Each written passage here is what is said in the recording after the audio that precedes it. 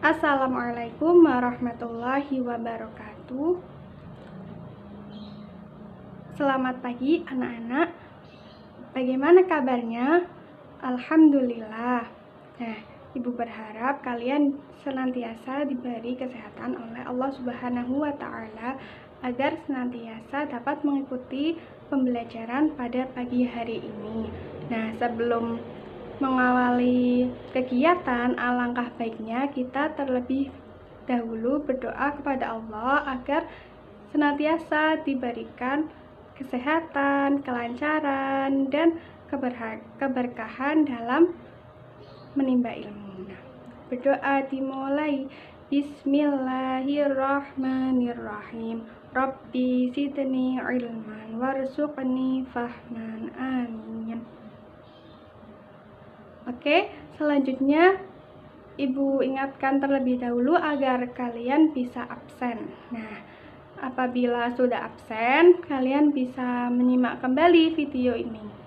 Nah, pada minggu lalu tentunya kita sudah belajar ya tentang materi ibadah haji dan umroh. Ya betul, kemarin kita sudah belajar tentang apa sih itu ibadah haji, apa sih itu umroh, terus apa saja sih rukun-rukun haji, rukun-rukun umroh, terus mana yang merupakan wajib haji, mana yang merupakan sunnah haji, dan ketentuan-ketentuan ibadah haji dan umroh. Nah, pada hari ini kita akan membahas tentang kehadiran Islam mendamaikan bumi Nusantara. Oke, tentunya kita sudah tahu ya bahwa Indonesia itu terkenal sebagai penduduk dengan mayoritasnya beragama Islam. Nah, kita juga tahu bahwa ajaran Islam itu dibawa oleh para nabi, tetapi di Indonesia itu kurang begitu dikenal. Nah, berkat kegigihan para mubaligh dan para ulama, perkembangan Islam di Indonesia dan di Nusantara itu begitu pesat perkembangannya hingga sampai sekarang. Nah, bagaimanakah perjalanannya? Perjalanan dakwah di Nusantara. Nah, hari ini kita akan membahas tentang materi bagaimana perjalanan dakwah di Nusantara. Nah, menurut catatan sejarah, pada awal Masehi sudah ada jalur pelayaran dan perdagangan antara kepulauan Indonesia dengan pulau-pulau yang berada di Asia Tenggara. Nah, masuknya Islam di Nusantara itu melalui jalur perdagangan yang berlangsung secara damai. Nah, agama Islam itu mudah diterima dan mendapat perhatian dari penduduk. Berbagai sumber sejarah menyatakan bahwa Islam itu masuk ke Indonesia pada abad antara ke-7 Masehi. Kemudian keberadaannya itu diketahui pada abad ke-13 Masehi. Nah, proses masuknya Islam di Indonesia berjalan secara bertahap melalui banyak cara. Menurut para ahli sejarah, teori-teori tentang kedatangan Islam di Indonesia ada berapa ini ya? Ada 4 teori yang menyatakan bahwa kedatangan Islam di Indonesia. Nah, yang pertama ada teori Mekah. Bisa dilihat ya, yang pertama ada teori Mekah. Menurut teori Mekah,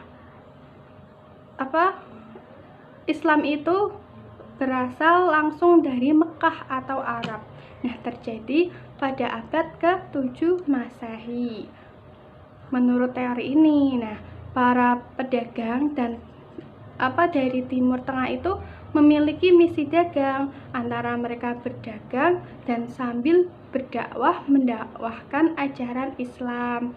Nah, mereka itu awalnya itu berdagang karena mereka beragama Islam.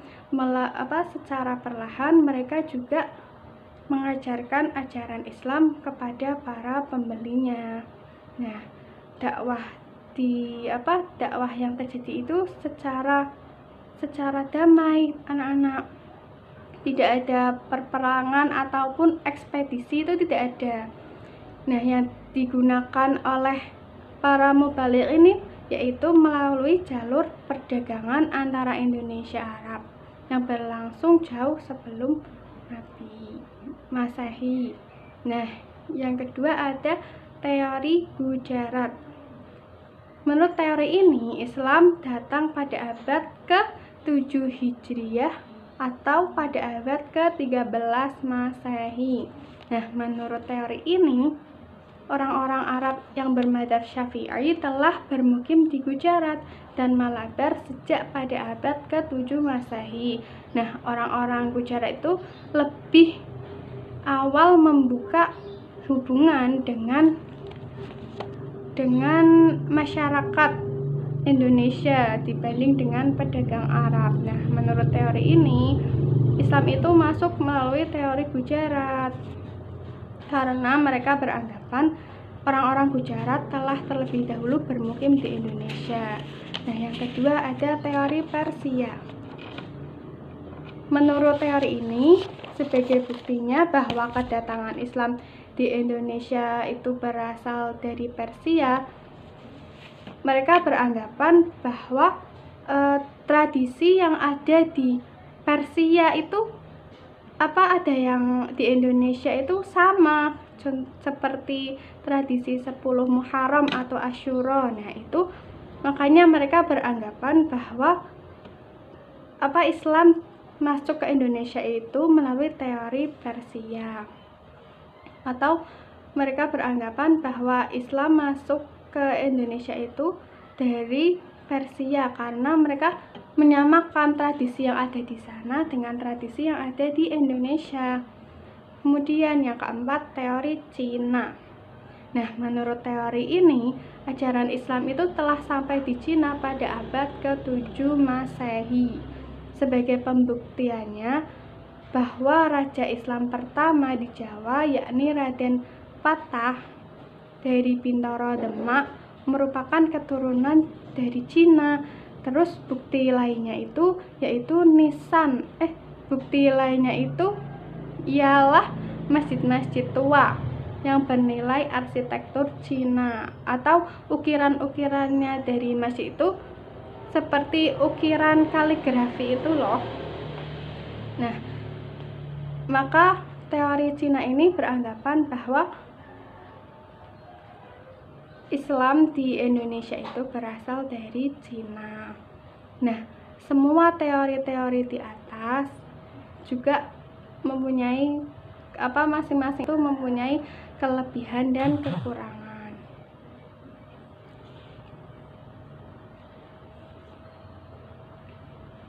Tetapi dengan adanya teori-teori tersebut, kita juga jadinya itu lebih tahu bagaimana sih kalau menurut teori Mekah, terus bagaimana kalau menurut teori Gujarat. Nah, semakin dapat memperkaya khasanah keilmuan kita tentang sejarah Islam di Nusantara. Nah, kemudian pada slide berikutnya bisa dilihat ya, perkembangan agama Islam di Indonesia itu juga disebarkan oleh berbagai golongan, yakni para pedagang, mubaligh, sufi, dan para wali. Nah, para wali juga menyebarkan Islam di Nusantara, khususnya itu di tanah Jawa. Di antara sekian banyak wali, yang terkenal ialah Wali Songo atau 9 wali. Nah, berikut nama-nama Wali Songo beserta tempatnya. Bisa dilihat ya dan dibaca. Bisa dibaca sendiri, itu ada nama dan tempatnya. Oke, slide berikutnya ialah cara-cara dakwah di Nusantara. Nah, bagaimana sih cara-cara dakwah para pedagang-pedagang dan para mubaligh serta para ulama? Nah, yang pertama ada perdagangan. Prosesnya itu terjadi pada abad ke-7 sampai abad ke-16 Masehi. Nah, para pedagang tersebut berasal dari berbagai negara seperti Arab, Persia, dan India. Dominannya itu negara-negara tersebut. Kemudian jalur perdagangan saat itu menghubungkan Asia Barat, Asia Timur, Asia Tenggara. Nah, para pedagang juga menggunakan kesempatan itu untuk selain berdagang itu mereka juga mendakwahkan ajaran Islam. Terus prosesnya itu para pembeli mereka juga kayak diceramahin gitu loh. Mereka juga mengenalkan ajaran-ajaran Islam itu begini kepada para pembelinya. Nah, melalui dengan cara itu mereka juga memiliki akhlak yang santun, jujur, dan dapat dipercaya, sehingga menjadi daya tarik para pembeli. Nah, selain pedagang, mereka itu mendakwahkan ajaran Islam. Yang kedua ada perkawinan. Nah, banyak para pedagang-pedagang Islam itu yang menikahi seperti putri bangsawan atau putri raja. Nah, sebelumnya kan mereka itu bermukim di situ. Nah, tertarik dengan putri raja atau bangsawan. Mereka lalu menikahi wanita-wanita tersebut. Sehingga dari perkawinan tersebut menghasilkan keturunan. Nah, sebelumnya itu para mubaligh tadi juga mengajak calon istrinya itu untuk memeluk agama Islam. Nah, dari perkawinan tersebut menghasilkan keturunan dan keturunannya itu juga memeluk agama Islam. Secara tidak langsung para mubaligh tadi juga menyebarkan Islam lewat jalur perkawinan. Mereka menikahi penduduk pribumi bertempat, lalu mengajarkan Islam. Kemudian yang ketiga ada jalur pendidikan. Nah, para mubaligh tadi kemudian mendirikan lembaga pendidikan. Di samping mereka menikahi para pribumi, mereka juga mendirikan lembaga-lembaga pendidikan Islam di beberapa wilayah Nusantara. Di sanalah berlangsung pembinaan pendidikan dan kaderisasi calon ulama dan calon dai muda. Nah, melalui cara inilah Islam terus berkembang menyebar ke seluruh Nusantara. Yang keempat ada hubungan sosial. Hubungan sosial. Nah, para mubaligh yang menyebarkan Islam pandai dalam menjalin hubungan antar sesama masyarakat. Jadi mereka itu mempunyai sikap yang ramah kepada para masyarakatnya, dan dengan begitu mereka di sisi lain juga tidak meninggalkan kesempatan itu loh. Mereka dengan pintarnya berbaur dan bersosialisasi dengan masyarakat sambil mengajarkan ajaran Islam untuk menarik simpati masyarakat yang ada di situ, sehingga banyak masyarakat yang tertarik dengan ajaran Islam. Nah, dari situ banyak yang memeluk agama Islam. Nah, yang kelima ada kesenian. Nah, sebelum Islam datang, kesenian ini sudah ada terlebih dahulu, khususnya untuk kesenian agama Hindu dan Buddha. Nah, kesenian agama Hindu dan Buddha itu tidak dihilangkan anak-anak, tetap masih ada. Terus di sisi lain, para penyebar agama Islam juga mengikuti jejak kesenian tersebut, seperti mereka membuat pertunjukan wayang. Nah, dengan begitu dalangnya itu menceritakan tentang ajaran Islam dan penontonnya itu gratis, tidak bayar, tetapi syaratnya harus membayarnya dengan 2 kalimat syahadat. Tentunya kalian sudah pernah dengar ya di sekolah dasar dulu maupun di madrasah ibtidaiyah, karena cerita ini sangat familiar. Bu guru saja dulu juga pernah mendengar cerita begini dulu pada waktu madrasah ibtidaiyah. Nah, begitu kalau kesenian itu dengan tontonan wayang, terus penontonnya itu tidak perlu bayar anak-anak, cukup disuruh membaca 2 kalimat syahadat. Nah, secara langsung mereka kan jadinya memeluk agama Islam. Kemudian selanjutnya yaitu kerajaan-kerajaan Islam di Nusantara. Yang pertama ada ada kerajaan Samudra Pasai, ya betul.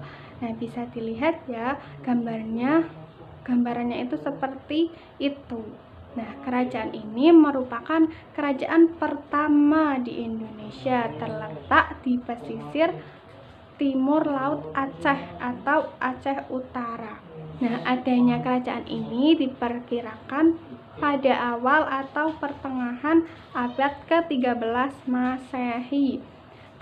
Kawasan Aceh ini memang sangat strategis.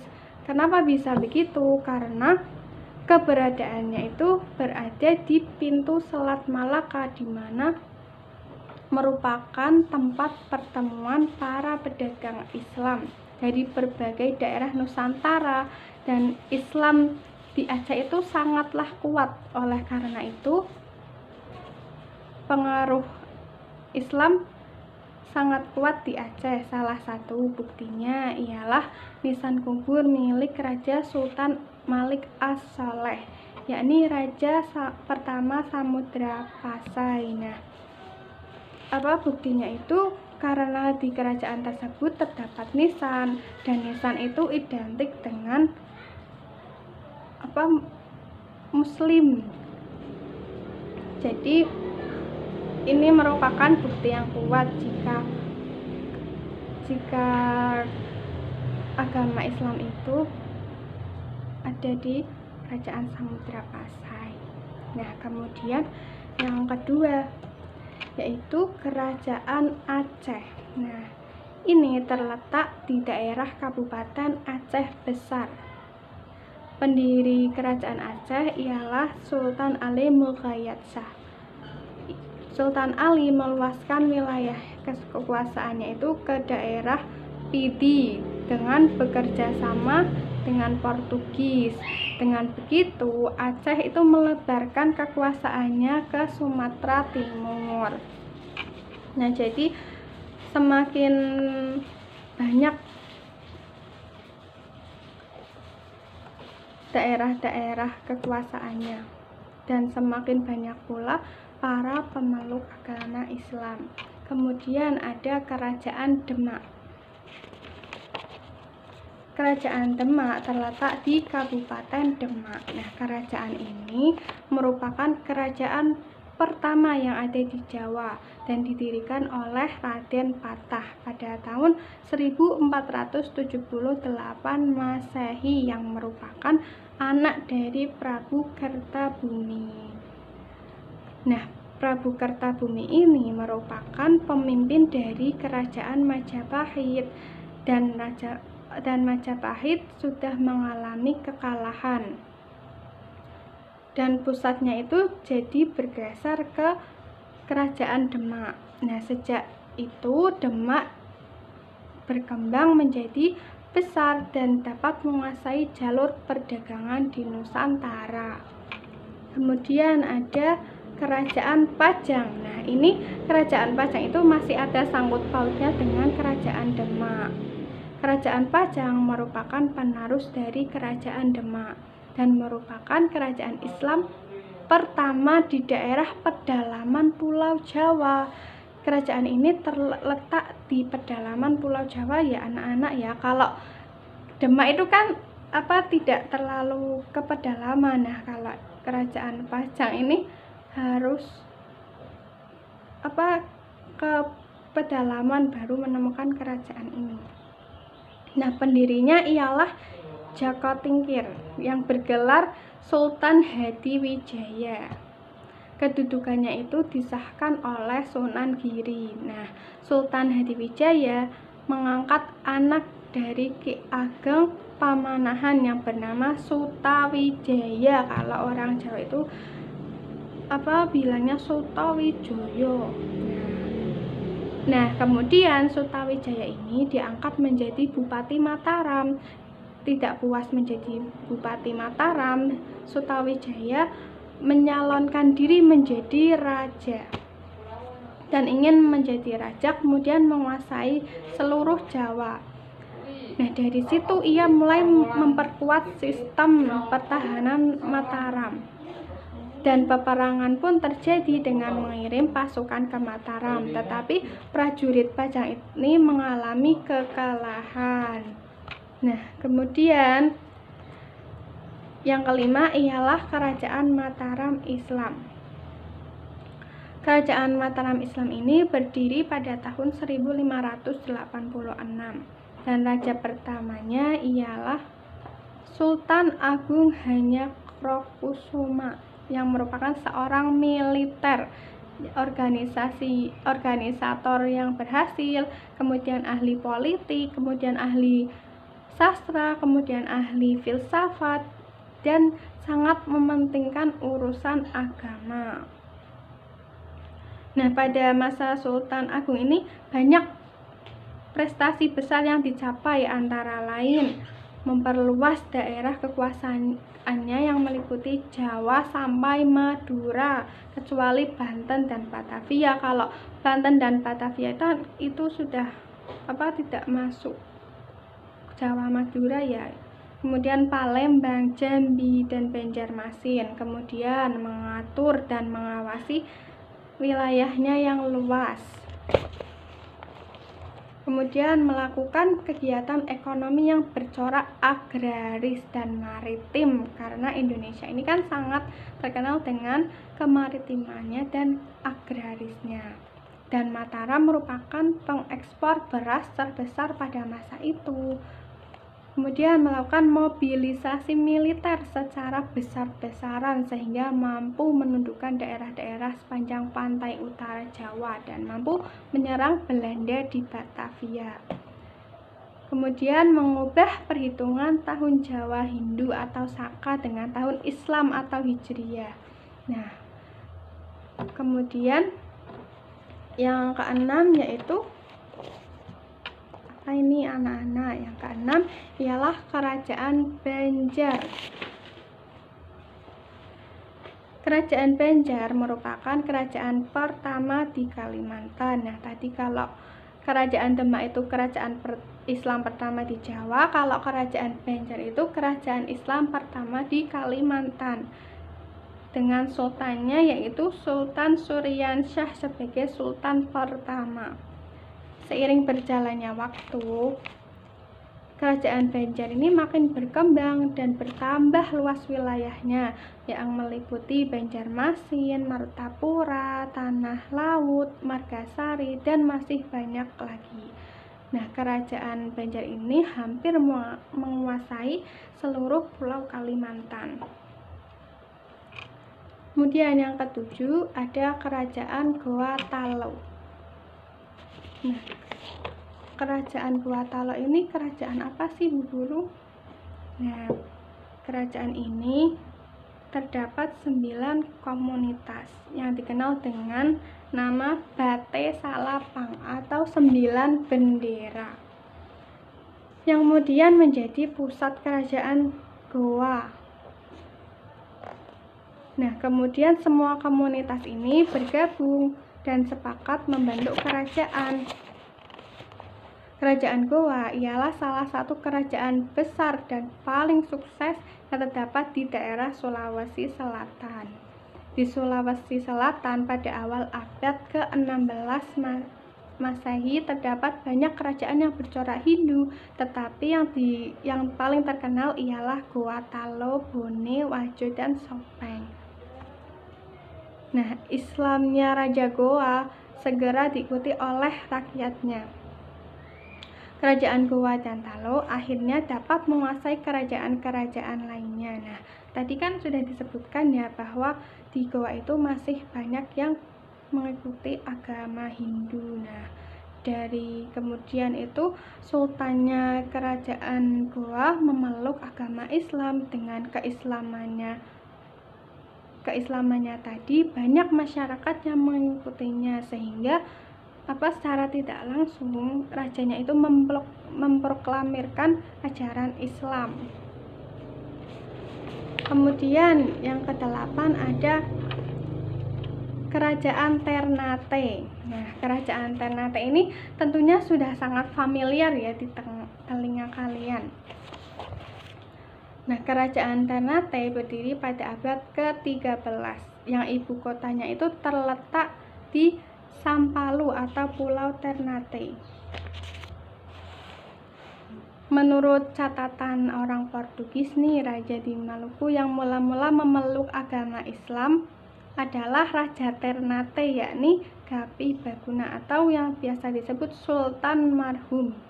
Ia masuk Islam karena pengaruh dari Datuk Maulana Husain. Nah, kemudian penguasa Ternate yang menentang Portugis ialah Sultan Khairun yang memerintah pada tahun 1550. Secara tegas dia menolak kehadiran para misionaris. Kemudian yang terakhir ialah Kerajaan Tidore. Ternate dan Tidore. Tetapi kerajaan ini sudah pisah, Kerajaan Ternate sendiri dan Kerajaan Tidore sendiri. Kerajaan Tidore ialah kerajaan Islam yang berpusat di wilayah kota Tidore atau Maluku Utara. Nah, kerajaan ini terletak di sebelah selatan Ternate, jadi seperti berdampingan ya, berada di selatannya saja.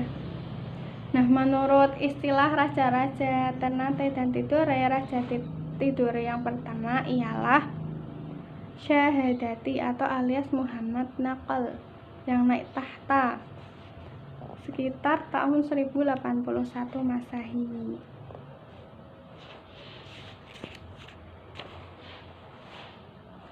Nah, pada awalnya itu kerajaan Ternate dan Tidore itu hidupnya berdampingan dan tidak pernah terjadi konflik. Kerajaan Ternate dan kerajaan Tidore itu terletak di sebelah Pulau Halmahera atau Maluku Utara, dan kedua kerajaan ini memiliki peran penting dalam menghadapi kekuatan-kekuatan asing yang ingin menguasai Maluku. Nah, seiring berjalannya waktu, kedua kerajaan ini justru bersaing memperebutkan kekuasaan politik di Maluku, sehingga kerajaan ini jadi pisah satu-satu, Kerajaan Ternate sendiri dan Kerajaan Tidore sendiri. Seperti itu ya anak-anaknya. Nah, dari sekian yang sudah Ibu jelaskan, nanti bisa ditanyakan kembali mana yang belum paham. Nanti bisa ditanya melalui via japri ya. Nah, Bu Guru simpulkan terlebih dahulu. Jadi, perkembangan Islam di Nusantara ini yang pertama itu kan dibawa oleh para nabi. Kemudian dari para nabi, kemudian kan di Indonesia, kalau di Indonesia itu disebut orang yang pandai agama itu disebut para ulama dan para dai mubaligh. Nah, jadi perkembangan Islam di Nusantara ini di Indonesia dibawa oleh para mubaligh dan para sufi, para ulama, dan para pedagang dengan jalurnya masing-masing.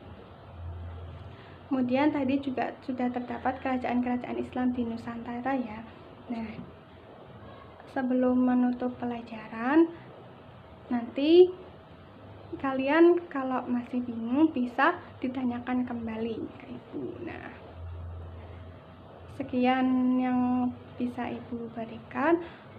Mohon maaf apabila ada kesalahan baik dari tutur kata maupun tingkah laku. Wassalamualaikum warahmatullahi wabarakatuh.